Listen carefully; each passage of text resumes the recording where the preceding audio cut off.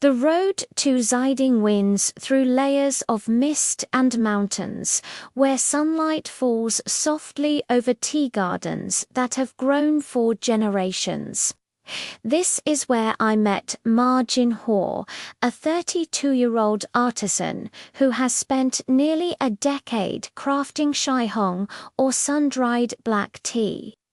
When I arrived, morning clouds still hung low, and the air carried the scent of wet soil, bamboo, and freshly picked leaves. This wasn't a factory, it was a home. A courtyard filled with woven baskets, clay pots, and rows of tea leaves resting under the Yunnan sun.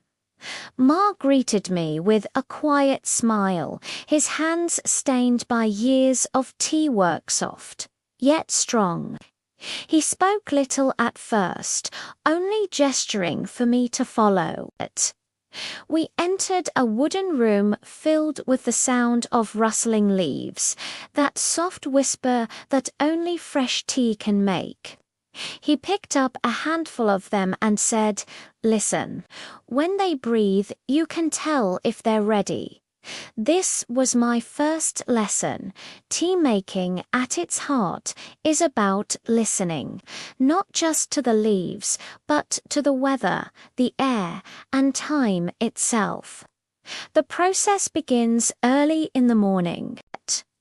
Fresh leaves are spread out thinly, not too thick, or they'll suffocate, not too thin, or they'll dry too fast.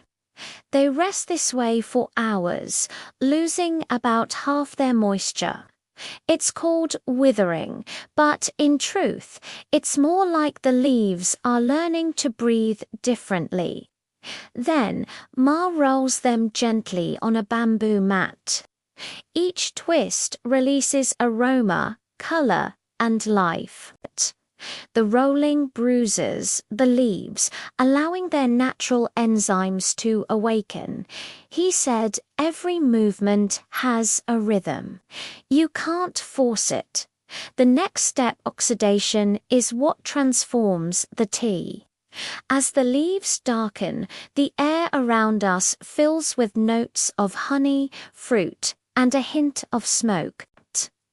This is where shaihong differs from diahong, the more common machine-dried black tea of Yunnan. Diahong relies on precision and control, but sun-dried black tea shaihong breathes with nature itself. Each batch carries the mood of the day, the warmth of the sun, the coolness of the night, the rhythm of clouds passing over the mountain. "The sun is our kill," Ma said softly, "and the wind decides the flavor." By the afternoon, the tea is spread out once again, this time under the open sunlight. The color deepens to a golden red, glimmering like amber when the wind moves through it. There is no machine hum, only the sound of cicadas, footsteps, and the rustle of bamboo. He said the hardest part isn't the labor, it's patience. If you rush it, the tea will taste nervous. He laughed. Patience, I thought, wasn't just a virtue here. It was the entire craft. Later, we sat outside as the sun began to set. He brewed a cup of his shaihong deep amber, glowing softly in the fading light. The taste was layered: honey, dried plum, a hint of smoke, and something almost floral that lingered after each sip. "When you drink this," he said, "you taste the day it was made. If it rained, it's softer. If it was sunny, it's brighter. The tea remembers."